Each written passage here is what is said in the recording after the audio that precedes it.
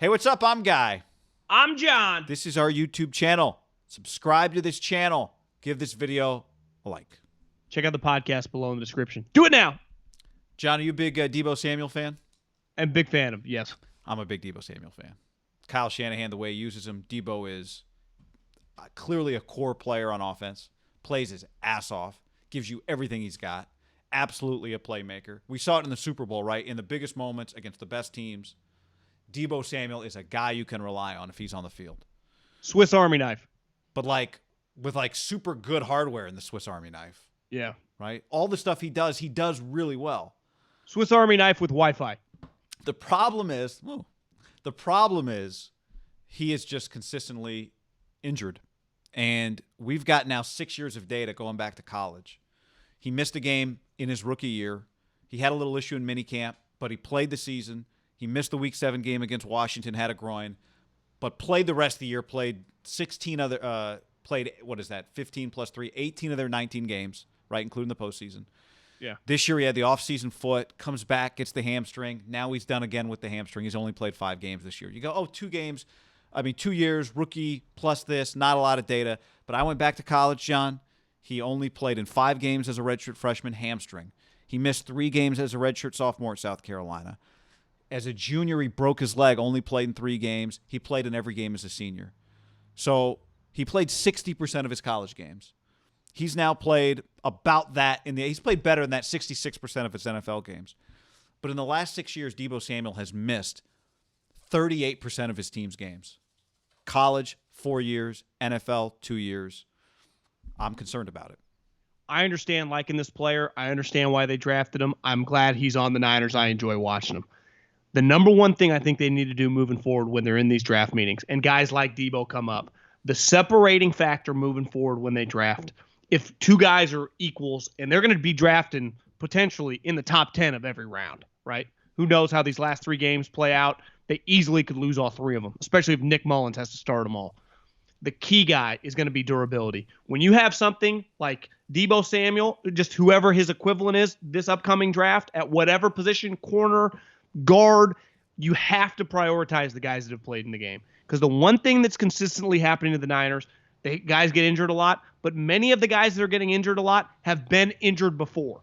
You have to prioritize durability. To me, that has to be one of the number one talking points when the season ends and they convene as a front office, big picture, talk about who they want to acquire. Durability, and more durability, because you can't be consumed by the talent. He's missing, because it keeps biting him in the ass, guy. Well, the other thing is, like you said, they're drafting in these spots where they're key, it's their key player. It's Bosa that's hurt. It's Deebo that's consistently hurt. It's Kittle Kittle was not a hydra, but Kittle has battled injury, right? For the most part, Ayuk's been good. Ayuk missed some time, but that wasn't all injury stuff, right? We had the COVID-19 contact trace, that whole Remember, deal. he did pull a hammy, I think, at the end of camp, and miss some time. Jimmy's been hurt. Again, I pulled hammies. People pull their hammies. But I think when you look back at Deebo, this was something, if I had scouted Deebo, I would have known this. But unless you really do a deep dive, no one's talking about a 24, 25-year-old redshirt freshman year. But that's what they talked about in the drafting room. And you dove into things that I didn't know he broke his leg. I wasn't locked in on the SEC East 4 years ago. But Guy, that is a conversation. And it's easy, and I get it, right? Because he goes, well, he was durable his senior year in college. Then you have him, and here's the thing. Once you have him at the Senior Bowl, because remember they did, you're like, I love this fucking dude. Of course you do, because you're around him, and you go, well, but to me, the hamstring thing that happened young, and now it's happening again, and the way to me this one happened, it was like, whoa, it does feel like something that moving forward, are you confident that, to me, Kittle's has had some weird, broken foot that, is this guy's hamstring always going to be an issue the next couple of years? He's already in year 2 of a 4-year contract. Remember, he was a 2nd-round pick. So, you got 2 more years of cheap, and then you got to figure some things out. To me, he's a guy, even if he has a big 3rd year, I got to see it happen now 2 more years before I really feel comfortable. And again, this is someone that anyone in the league that watches would want on their team. This guy's a really good player, but you can't help the club in the tub. And it's not even, of course, he doesn't want to pull his hamstring. And I assume at this point, they're doing everything humanly possible, the stretching, the fluids, whatever you have to do to, the lifts to get away from the hamstring pulls, but it's pretty consistent now as hamstring yanks. I would guess maybe there are some guys with a hammy that shut it down, that don't try to make it back for a sub 500 team as quickly. I think Kyle a couple weeks ago called Deebo one of the toughest players he's ever been around. Like, that's not a question. And he calls plays for him like he's one of the toughest players he's ever been around, right? Like Deebo, we haven't seen him really in the NFL with a contact injury, thank goodness, but he takes a lot of big hits. And one other thing I read was the year he broke his leg, there was actually a chance he was going to make it back, and then he sprained his foot in rehab. So he didn't actually make it back that year. Now, who knows if a broken leg, who knows if you come back the same I'd have year. to do a deep dive on this, just hearing that story. He does feel like a guy, and this is a positive, who ain't a big sit-it-out guy, who ain't a big, like, I'll just chill this year in the fucking training room. Like, no, he wants to play. And there is a balance. Like, this is a good example this year.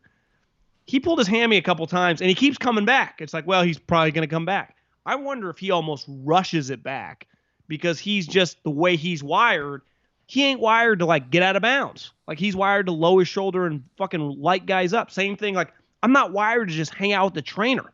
And I think Kittle, who we'll get into here in a minute, is kind of like that too. It's a hard balance you have to strike because you can never have enough of those guys, that mentality on your team. There's a reason last year when the Niners stayed healthy, they started hitting guys with Mike Tyson right hooks. And most teams in the NFC, like the Vikings are a tough team, and they were just KO'd them. The Packers, I mean, they embarrassed them. Like, the only team that could really hang with them is Seattle. And they're crazy as fuck too up there. So it's like it takes, like, that's who the Niner, and that's what I appreciate about Kyle. He likes the crazies. But I do think it's when they get hurt, there's a balance to, like, because it's counterproductive. This year, at the end of the day, Deebo pulling his hammy in that game, it doesn't impact anything big picture, right? At least in 2020. But let's say the Niners instead of been 5-8, we're 8-5, and like they were trying to make a wild card push. Like he's really important. So you have to find and strike that balance, which is hard. Yep. It's like how's it like Deebo just chill? Like you don't want that, but they're your asset, right? Yep. And they're your most important players, like you said. And they only get more important as the years pass, as your team gets more expensive. Yeah. And so your depth suffers, right?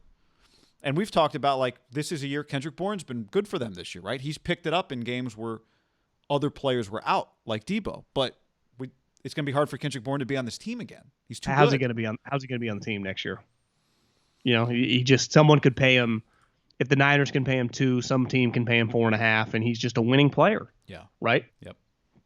That's where the next Kendrick Bourne might not be Kendrick Bourne. But if you have Deebo, Kittle, and Ayuk on the field, it doesn't really matter if your Kendrick Bourne is some random, right? But he has mattered the last couple of years because last year they just didn't have Ayuk.